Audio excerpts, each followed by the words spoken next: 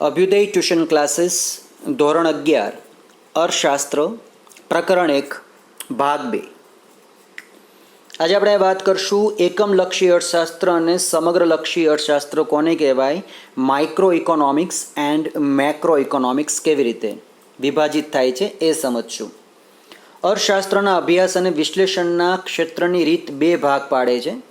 જે અભ્યાસમાં અર્થશાસ્ત્રના એકમનો અભ્યાસ થાય એને એકમલક્ષી અર્થશાસ્ત્ર અને જે અભ્યાસમાં અર્થતંત્રના સમગ્ર ક્ષેત્રનો અભ્યાસ થાય તેને કહેવામાં આવે છે સમગ્રલક્ષી અર્થશાસ્ત્ર। અર્થશાસ્ત્રમાં માંગના અભ્યાસમાં વિશ્લેષણનું એકમ જે છે ગ્રાહક છે। કેટલા ગ્રાહક કેટલી વસ્તુ માંગે છે એના આધારે તે નક્કી થાય છે। પુરવઠાના અભ્યાસમાં પેઢી જે છે એ વિશ્લેષણનું એકમ બને છે। વપરાશનો એકમ જે છે વસ્તુ કે સેવા છે। શ્રમ બજારમાં શ્રમ એકમ બને છે, જ્યાં આ એકમના વર્તનનો અભ્યાસ થાય, જ્યાં સીમાંતની ગણતરી થાય એ અભ્યાસ એકમલક્ષી છે। આવા અભ્યાસનું કેન્દ્રબિંદુ એકમ હોય, જ્યારે સમગ્રલક્ષી અભ્યાસ સમષ્ટિનો અભ્યાસ કરે છે, જેમ કે કુલ રોજગારી, રાષ્ટ્રીય આવક, વસ્તી વગેરે અર્થતંત્રના સમગ્રલક્ષી ખ્યાલો છે। સમષ્ટિનો આપણે અહીં અર્થ લઈશું સમગ્રતયા, જે રીતે અભ્યાસ કરવામાં આવે છે તે રીતે। વસ્તુની કિંમત અને તેના નિર્ધારણનો અભ્યાસ, પેઢીની સમતુલાનો અભ્યાસ, શ્રમિકની સીમાંત ઉત્પાદકતાના આધારે વેતન નિર્ધારણ, આ બાબતો એકમલક્ષી અભ્યાસ દર્શાવે છે। જ્યારે અર્થતંત્રમાં સમગ્ર ભાવ સપાટીનું નિર્ધારણ, નાણાંના મૂલ્યનો અભ્યાસ, રાષ્ટ્રીય આવકની ગણતરી તેમજ બેકારી, ગરીબી, વસ્તી જેવી રાષ્ટ્રીય સમસ્યાઓનો અભ્યાસ જે છે સમગ્રલક્ષી અર્થશાસ્ત્રમાં થાય છે। સરળ શબ્દોમાં કહીએ તો કોઈ એક ગામ પૂરતો જો અભ્યાસ થાય તો આપણે તેને કહી દઈશું અહીંયા એકમલક્ષી, પણ ગામને બાદ કરતાં એ જિલ્લો જે છે એ જિલ્લાનો અભ્યાસ થાય તો સમગ્રલક્ષી બને છે। એવી જ રીતે રાજ્ય સાથે સમગ્ર રાજ્યો આવરી લઈએ તો દેશનું જે અભ્યાસ કાર્ય થાય તેને સમગ્રલક્ષીમાં, અને નાના નાના એકમલક્ષી કોઈ નાની નાની બાબતોનો અભ્યાસ તમે કરો તો એકમલક્ષી અર્થશાસ્ત્ર। એકમલક્ષી અર્થશાસ્ત્ર ગ્રાહક, પેઢી, શ્રમિક જેવા આર્થિક એકમોને નિર્ણય કરવામાં મદદરૂપ થતું હોય છે, તેમના આર્થિક વર્તનને સમજવામાં તે ફાળો આપે છે। જ્યારે સમગ્રલક્ષી અર્થશાસ્ત્ર સરકારને આર્થિક નીતિ ઘડવામાં, આર્થિક સંસ્થાનોને નિર્ણય લેવામાં તે મદદ કરે છે। યાદ રાખજો અહીંયા કે એકમલક્ષી અને સમગ્રલક્ષી એ બે ભાગ અભ્યાસ અને વિશ્લેષણ હેતુ નક્કી કરવા પૂરતા જ છે। બાકી એકમલક્ષી અભ્યાસો પરથી સમગ્રલક્ષી નીતિ ઘડવામાં મદદ મળે છે, અને સમગ્રલક્ષી નીતિનો એકમ પર પડેલી અસરોનો અભ્યાસ પણ થઈ શકે છે। અહીંયા તમને આ બંને ટોપિક આધારિત તફાવતના મુદ્દા જે છે એ પૂછી શકે છે। પછીનો મુદ્દો છે આપણી પાસે આર્થિક માહિતીની રજૂઆત જે છે તમે કેવી રીતે અને કયા કયા માધ્યમ દ્વારા કરો છો। તો આર્થિક અભ્યાસોના સિદ્ધાંત કે માહિતીની રજૂઆત જે છે એ ત્રણ રીતે થઈ શકે છે। એક તો છે ભાષા દ્વારા વર્ણનાત્મક રીતે, આંકડાઓ દ્વારા, અને ત્રીજી છે આકૃતિ દ્વારા, જેને કહેવામાં આવે છે પ્રતિકાત્મક રીત। જેમ કે માંગના નિયમમાં આપણે જ્યાં સમજીએ કે વસ્તુની કિંમતમાં ઘટાડો થાય તો વસ્તુની માંગમાં વિસ્તરણ થશે।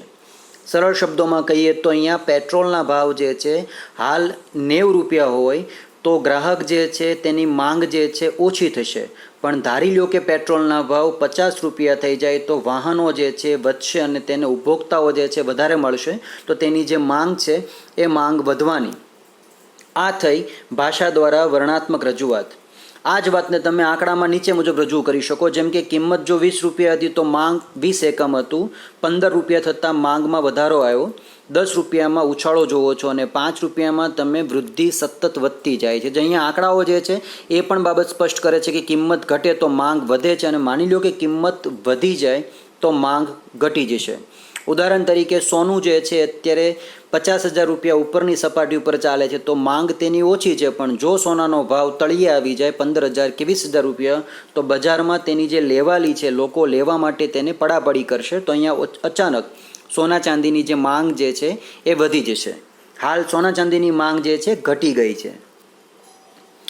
બીજો તમારી પાસે માધ્યમ છે કે તેમાં તમે પ્રમાણમાપ દ્વારા એક્સ અક્ષ ઉપર 2 સેન્ટીમીટર એટલે કે 20 એકમ લઈ લો, અને વાય અક્ષ ઉપર તમે 1 સેન્ટીમીટર બરાબર 5 રૂપિયા લ્યો, તો તમે અહીંયા ગ્રાફ દ્વારા આ વિગત રજૂ કરી શકો છો। જે માંગ છે તમને એકમમાં બતાવે છે, આપ ગ્રાફ વિશે ધોરણ 5, 6, 7, 8, 9, 10માં ભણી ગયા છો તો આપને આ વિગતો તરત ખ્યાલ આવી જશે કે તમે જોઈ શકો છો કે 20 રૂપિયાની જે કિંમત છે તો માંગ જે છે 20 ઉપર હતી, જ્યારે 15 રૂપિયા થઈ ત્યારે કિંમત ઘટી ગઈ છે તો માંગ વધી છે, 40 માંગ એકમ વધ્યા છે, 10 રૂપિયામાં 60 અને 5 રૂપિયામાં 80. તો આકૃતિમાં ઉદ્ગમ બિંદુથી જોતા ઉપરથી નીચે તરફ જતી જે રેખા છે એ જ બાબત દર્શાવે છે કે એક ચલ કિંમતમાં ઘટાડો થાય તો બીજા ચલ એટલે કે માંગનું વિસ્તરણ થાય છે, તેમાં વધારો થાય છે. અહીંયા યાદ રાખવું કે આકૃતિ બે ચલ વચ્ચેના કાર્યકારણ સંબંધને દર્શાવે છે. કાર્યકારણ સંબંધનો અર્થ થાય છે એક ઘટના ઘટે તો તેનું કોઈ કારણ હશે અને આપણને સામે પરિણામ મળે છે. અર્થશાસ્ત્રની તમામ રજૂઆતો તાર્કિક હોય છે. જો અને તોના સ્વરૂપમાં તે રજૂ થાય છે અને ધારેલી પરિસ્થિતિમાં જ તે વધારે સાચી પડે છે.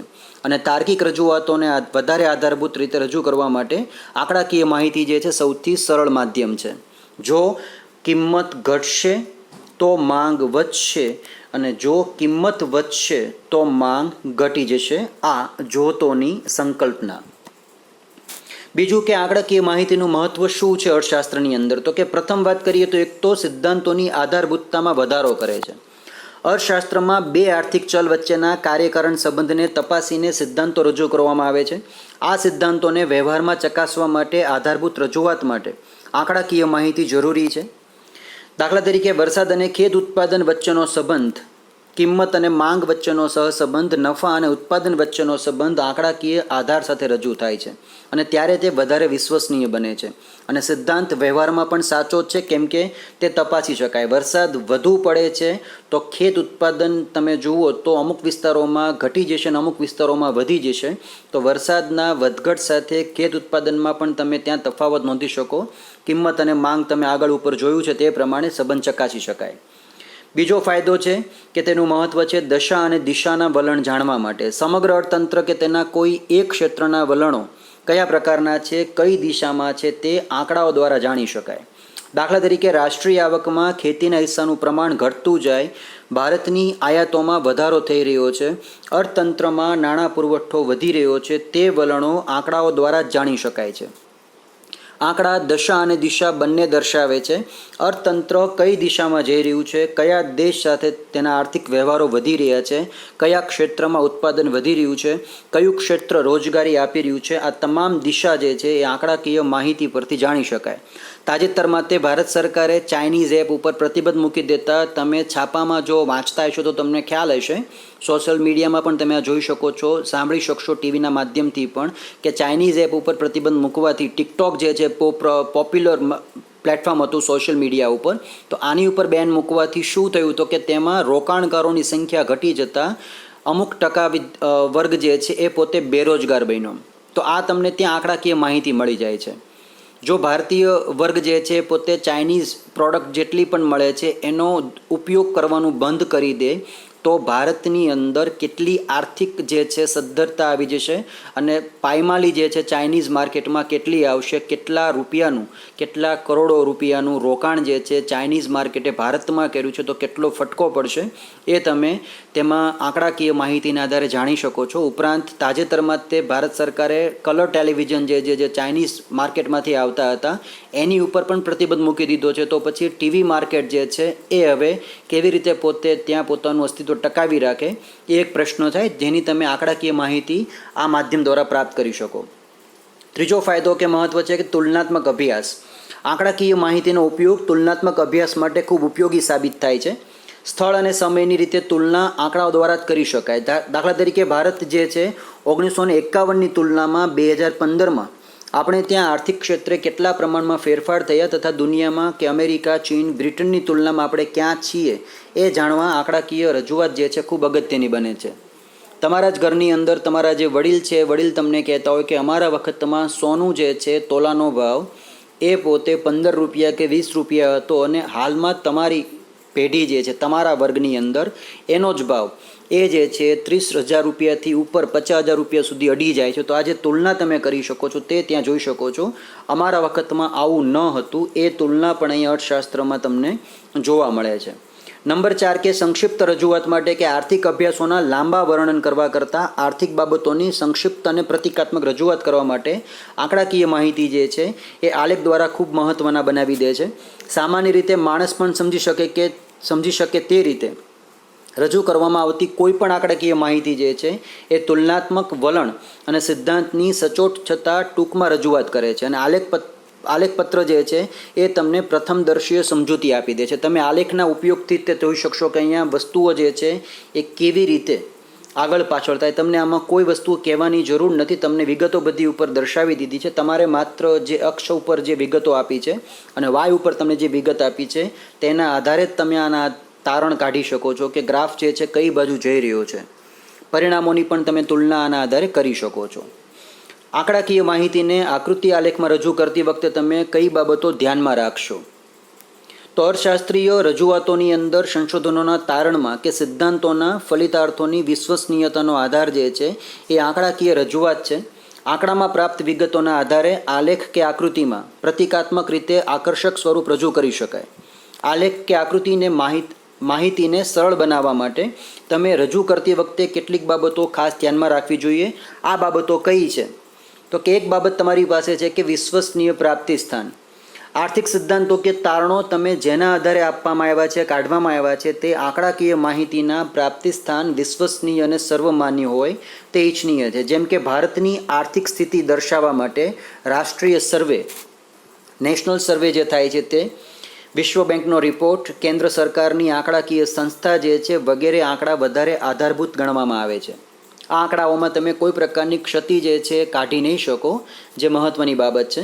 બીજું કે સ્વતંત્ર અને પરતંત્ર ચલ, બે કે તેથી વધુ ચલો વચ્ચેનો સંબંધ આલેખ કે આકૃતિમાં રજૂ થાય ત્યારે યાદ રાખવું કે સ્વતંત્ર ચલોને આડી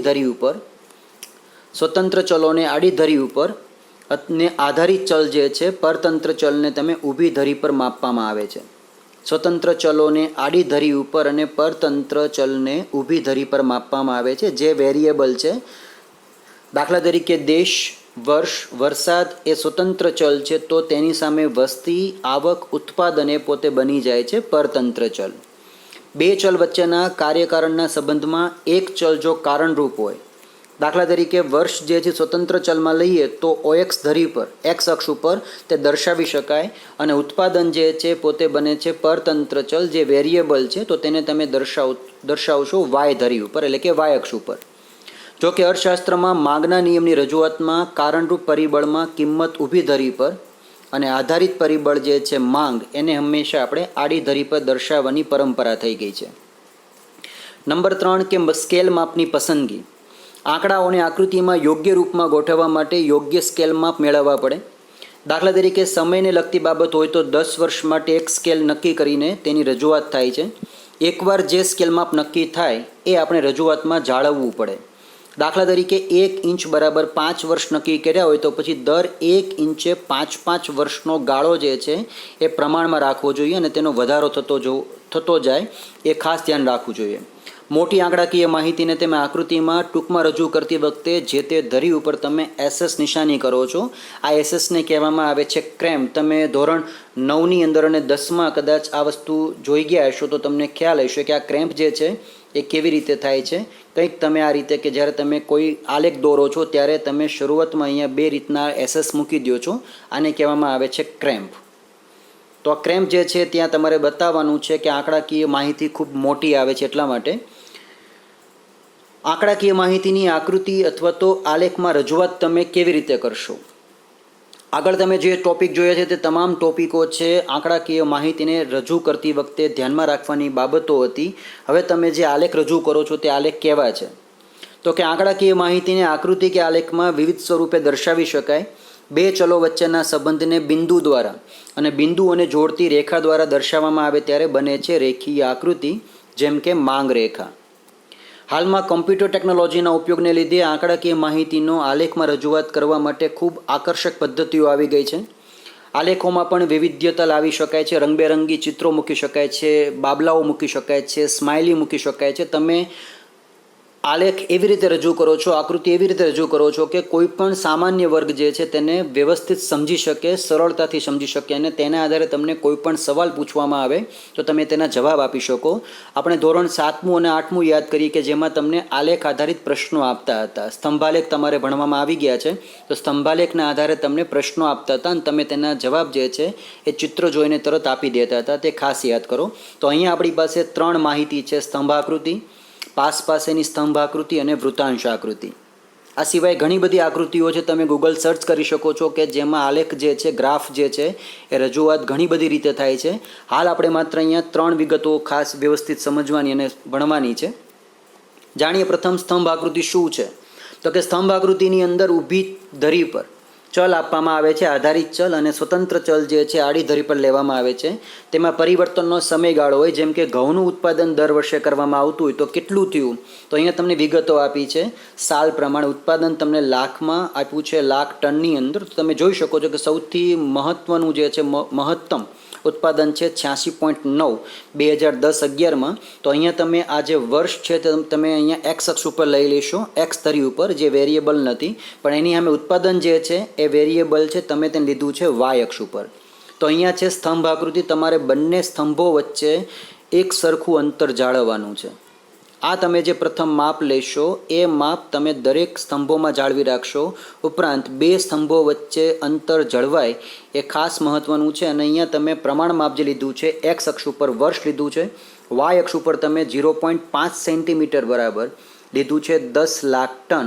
અને તમે ત્યાં આ ગ્રાફિકલ રજૂઆત કરી છે ઉત્પાદન કે જેને તમે બતાવશો લાખ ટનમાં. તો આપ અહીંયા જોઈ શકો છો કે કયા વર્ષમાં ઉત્પાદન વધ્યું છે અને કેટલા ટન, એ તમે આકૃતિ જોઈને અહીંયા જવાબ આપી શકો છો. તો આ રજૂઆત છે માહિતીની સ્તંભ આકૃતિમાં રજૂઆત. બીજી વાત કરીએ કે જેમાં તમે માહિતી આપો છો પાસ પાસેના સ્તંભની, કે જેમાં તમારી પાસે એક જ વર્ષની અંદર બંને વિગતો ભેગી આવતી હોય. જેમ કે પુરુષ અને સ્ત્રીનું તમારે જ્યારે વર્ણન કરવાનું થાય આલેખની અંદર, તો તમે પુરુષની બાજુમાં તે સમોવડી લાઇનમાં તમે ત્યાં સ્ત્રી બતાવી દેશો અને તમારી પાસે ત્યાં કુલ જે છે સંખ્યા ટકાવારી પ્રમાણમાં આપી દે છે. તો સ્વતંત્ર ચલ જે છે એક હોય અને તેને આધારિત ચલ 2 કે તેથી વધુ થતા હોય તો આવી આ રજૂઆતમાં તમે પાસ પાસેના સ્તંભની આકૃતિ બનાવો છો. દાખલા તરીકે ભારતમાં અક્ષર જ્ઞાનનો વધારો થયો, જેમાં સમયનું પરિબળ એક જ છે પણ બદલાતા ચલમાં સ્ત્રી પુરુષનો સાક્ષરતા દર જે છે એ બદલાઈ જાય છે. આમ અહીંયા તમારી પાસે 3 અહીંયા રજૂઆત થાય, તો તમે તેને રજૂઆત કેવી રીતે કરો આલેખની અંદર એ તમે જોઈ લો.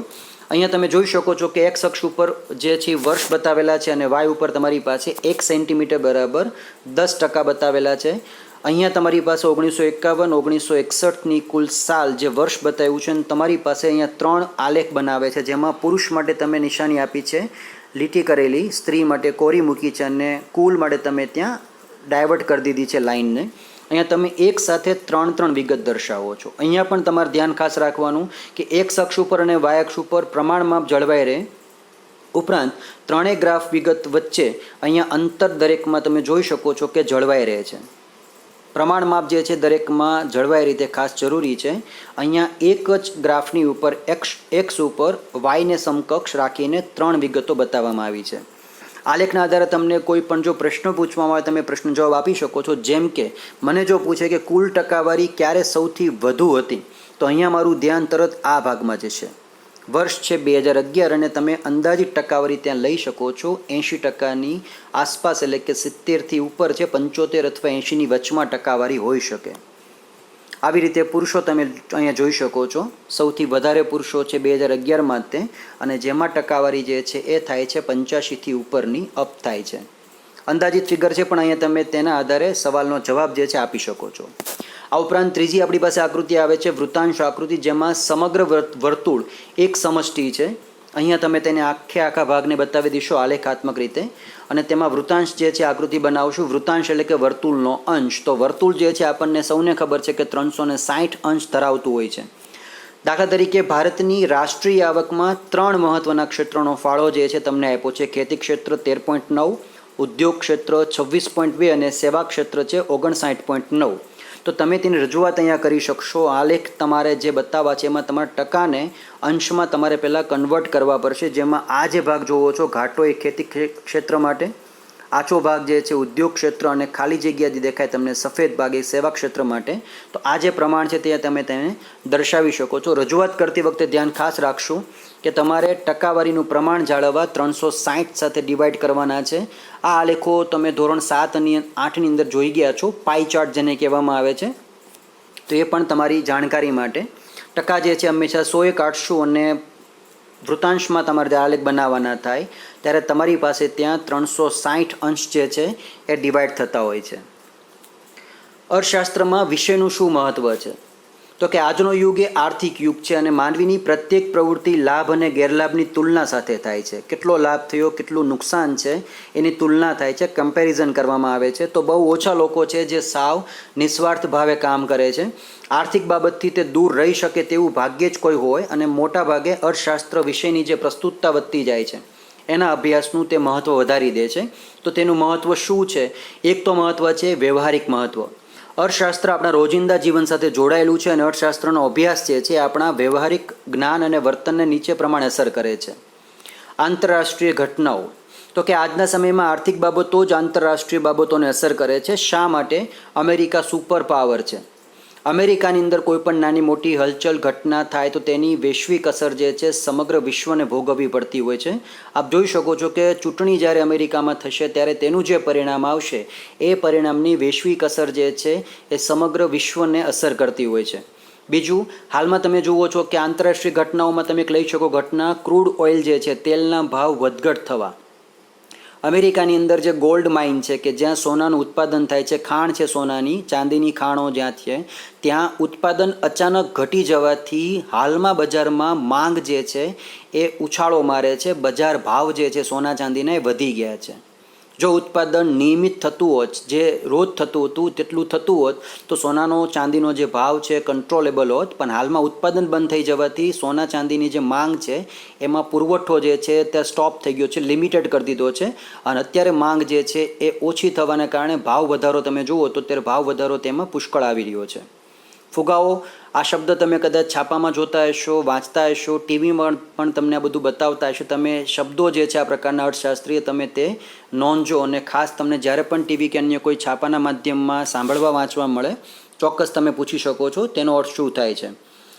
ક્રૂડ તેલના ભાવ કેમ વધઘટ થાય છે? રશિયા અને અમેરિકા, ચીન અને ભારતમાં કઈ આર્થિક સમાનતા અને કયા તફાવતો છે, તેમજ કયો દેશ મૂડીવાદી કહેવાય, કયો દેશ સામ્યવાદી કહેવાય, તે જાણકારી હોય તો આપણે કયા દેશ સાથે સરળતાથી વ્યવહાર કરી શકીએ એ સમજી શકીએ. શા માટે આપણે ભારત પાકિસ્તાન સાથે આર્થિક વ્યવહારો ઓછા કરી દીધા છે, ચીન સાથે અત્યારે હાલમાં તાજેતરમાં આર્થિક વ્યવહાર ઓછા કરી દીધા છે, એ તમે આ ઘટનાના આધારે સમજી શકો છો. નંબર 2 છે કે ઐતિહાસિક ઘટનાઓ કે તેજાના અને ગરમ મસાલાના ભાવ વધ્યા એ માટે ઇંગ્લેન્ડમાં વેપારીઓએ ઈસ્ટ ઇન્ડિયા કંપની સ્થાપી હતી, જે તમે ઇતિહાસમાં ધોરણ પ્રાથમિક શાળાની અંદર 5, 6, 7, 8 સુધી ભણી ગયા છો. અને તેઓ ભારતમાં આવીને વેપાર કરવા લાગ્યા અને પછી શાસન કર્યું. રોજગારી અને ઉદ્યોગ ધંધામાં પડતી તથા ઊંચા કરવેરાના ભારણથી ભારતીય પ્રજાએ અંગ્રેજોના શાસનનો વિરોધ કર્યો હતો અને દુનિયામાં અને દેશમાં ભાવ વધારો, ઊંચા કરવેરા, અછત જેવા આર્થિક પરિબળો જે છે મોટી રાજકીય ઉથલપાથલ સર્જે છે. અર્થશાસ્ત્રના અભ્યાસથી જ તમે ઐતિહાસિક ઘટનાઓની જે છે તારાજી કે એનો ક્રમ જે છે સમજી શકો છો કે ભાવ પહેલાં કેટલા હતા, અત્યારે કેટલા છે અને શા માટે વધઘટ થાય છે. તો તેનું તમને કારણ ક્યાંક ભૂતકાળમાં મળી જતું હોય છે.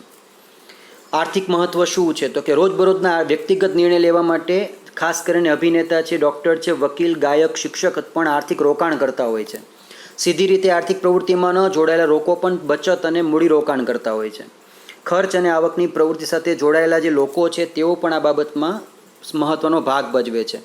ગૃહિણીથી માંડીને સરકાર સુધીના લોકોને પોતપોતાના આર્થિક નિર્ણયોમાં અર્થશાસ્ત્રનો અભ્યાસ મદદરૂપ થાય છે. મહત્ત્વનો પ્રશ્ન આપણી પાસે ઊભો થાય કે તમારી પાસે જ્યારે આર્થિક પ્રવૃત્તિ નથી તો પછી આર્થિક પ્રવૃત્તિ ન હોવાના કારણે આર્થિક વ્યવહારો જે છે એને કંટ્રોલ કેવી રીતે કરવા?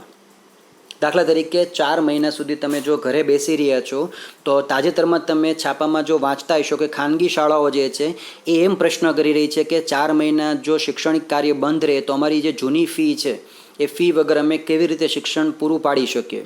તો તેને સંલગ્ન ઘણા બધા પ્રશ્નો છાપામાં અને ટીવી મીડિયામાં તમે જોઈ શકો છો કે આ રીતના આવતા હોય છે. તો અહીંયા એ પણ છે કે આ નિર્ણય જે છે કેવી રીતે કરવા. સુપ્રીમ કોર્ટ કે હાઈકોર્ટ ટકોર કરે છે કે તો તમે 6 માસિક અથવા તો પછી ત્રિમાસિક ફી કેવી રીતે નક્કી કરો છો, રાજ્ય સરકાર આમાં શું કરે છે, કેન્દ્ર સરકાર આમાં શું કરે છે, તે પ્રકારના ઘણા બધા પ્રશ્નો પૂછતા હોય છે.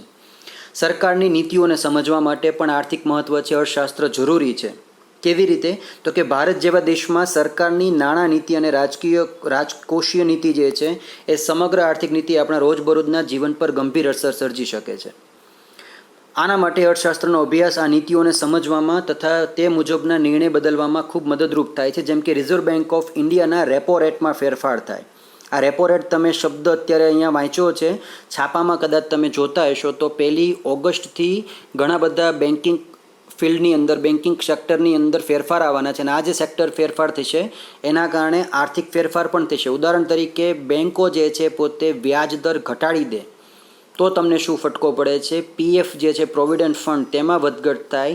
ઈપીએફ જે છે એમ્પ્લોયમેન્ટ પ્રોવિડન્ટ ફંડ જે છે તેની અંદર ફેરફાર થાય. તો આ દરેક ક્ષેત્રમાં માત્ર 0.2% કે 1% પણ વધારો ઘટાડો થાય છે તો પણ મોટી આર્થિક ઉથલપાથલ થાય છે. સરળ શબ્દોમાં સમજીએ તો પેટ્રોલનો ભાવ જે છે 50.15 વધારીને સરકાર જો તેમાં વેટ કે બીજા કોઈ ટેક્સીસ જે છે એ માત્ર 75 પોઈન્ટ ઉમેરી દે તો પણ તમારા હિસાબે જોઈએ તો 50 રૂપિયા છે ને એમાં 75 ઉમેરી દીધા છે તો બહુ નાનો મોટો ફેરફાર નથી, નજીકમાં જ છે. પરંતુ 75 પોઈન્ટનો જે ફેરફાર થયો છે એ ફેરફાર સાથે એક ગ્રાહક નહીં પરંતુ 130 કરોડની જો પ્રજા આપણે ગણીએ તો 130 કરોડની પ્રજામાંથી ઓછામાં ઓછા 50 કરોડ જો ગ્રાહક હશે તો તેને આ ફટકો પડશે. બચત અને રોકાણના નિર્ણય પણ તમારે તેના આધારે કરવા જોઈએ. વ્યવસાયિક મહત્ત્વ, આવક અને ખર્ચ, માંગ અને પુરવઠો આ બાબતો તમામ વ્યવસાય સાથે જોડાયેલી છે. અર્થશાસ્ત્રનો અભ્યાસ દરેક વ્યવસાયની આર્થિક ગણતરીમાં મદદરૂપ થાય છે. વસ્તુ કે સેવાના કિંમત નિર્ધારણ, સાધન તથા કાચા માલના ખરીદ વેચાણ, શ્રમિક કે કર્મચારીઓના વેતન નક્કી કરવા જેવી તમામ બાબતોના નિર્ણયમાં અર્થશાસ્ત્રનો અભ્યાસ જે છે ખૂબ મદદરૂપ થાય છે. તીવ્ર સ્પર્ધાવાળા બજારમાં કિંમત ઘટાડવાથી ગ્રાહકોને તમે આકર્ષી શકો છો. હાલમાં તમે છાપામાં 2-3 દિવસ પહેલાં જ જો વાંચ્યું હોય તો તમને ખ્યાલ હશે, ટીવીમાં પણ આવી ગયું છે કે સરકારે પોતે ખાનગી જે દવાખાનાઓ છે તેના કોવિડ સેન્ટર કે જેમાં સારવાર લેવામાં આવે છે કોરોના દર્દીઓની, તો તેમનો જે ભાવ છે ફિક્સ કરી દીધો છે. હવે એ દરમિયાન જો કોઈ દવાખાનું પોતે રાહત દરે આ બધી સેવા આપતું હોય તો સ્વાભાવિક છે કે દર્દીઓનો ધસારો જે છે તે બાજુ થવાનો છે. તાજેતરમાં સરકારી શાળાઓ જે છે એ જાહેરાત એવી કરે કે અમે તમામ ખાનગી શાળાઓના વિદ્યાર્થીઓને વિના મૂલ્યે ભણાવવાના છીએ, તો સ્વાભાવિક છે કે ખાનગી શાળાઓમાંથી વિદ્યાર્થીઓની સંખ્યા જે છે એ ઓટોમેટિક ઘટી જશે. સંખ્યા ઘટવાથી આર્થિક ઉપાર્જન જે થતું હતું સરકારી ખાનગી શાળાઓને એમાં પણ ફટકો આવશે અને એની સાથે સંલગ્ન જેટલા પણ વ્યવસાયો છે એ તમામને તેમાં મોટો ફટકો પડશે. અર્થશાસ્ત્ર મૂળભૂત રીતે આર્થિક નિર્ણય કરવામાં મદદરૂપ થતું શાસ્ત્ર છે અને તેનું વ્યવસાયિક મહત્ત્વ પણ છે. આર્થિક જગતમાં માણસના મુખ્ય 3 સ્વરૂપ છે, જેમાં ગ્રાહક તરીકે, ઉત્પાદક તરીકે અને શ્રમિક તરીકે. આ ત્રણેય સ્વરૂપમાં તેણે ઓછામાં ઓછું ચૂકવીને વધુમાં વધુ લાભ મેળવવાનો પ્રયત્ન કરવાનો છે અને અહીંયા એના માટે અર્થશાસ્ત્ર જે છે પોતે આર્થિક સિદ્ધાંતોને ખૂબ મદદ કરે છે. આ સાથે તમારો યુનિટ જે છે ભાગ 2 પ્રકરણ 1 પૂર્ણ થાય છે. સમગ્ર યુનિટની અંદર, સમગ્ર વિડીયોમાં આપ જો નજર દોડાવી દો કે તમે આટલા સુધીમાં શું શીખ્યા છો, એ એકવાર આપ પાછું બેકઅપ જઈએ તો તમને ખ્યાલ આવી જશે કે તમારી પાસે સમગ્ર પાઠમાં તમારે શું ભણવાનું, શું શીખવાનું, જાણવાનું છે. યુનિટની અંદર કોઈ પણ શબ્દ સંકલ્પનામાં આપને તકલીફ હોય, કોઈ શબ્દ સંકલ્પના ન ખ્યાલ આવે તો ચોક્કસ મને વોટ્સએપ કરી શકશો. આપને નંબર જે છે કોમેન્ટમાં આપેલો છે, જ્યાં ધોરણ 11 અર્થશાસ્ત્ર ભાગ 1 ભાગ 2 લખેલું છે. તમે ત્યાં ક્લિક કરશો તરત તમને એક લિંક મળશે, જે લિંક ઉપર તમે ક્લિક કરીને ડાયરેક્ટ વોટ્સએપમાં કનેક્ટ થઈ શકો છો.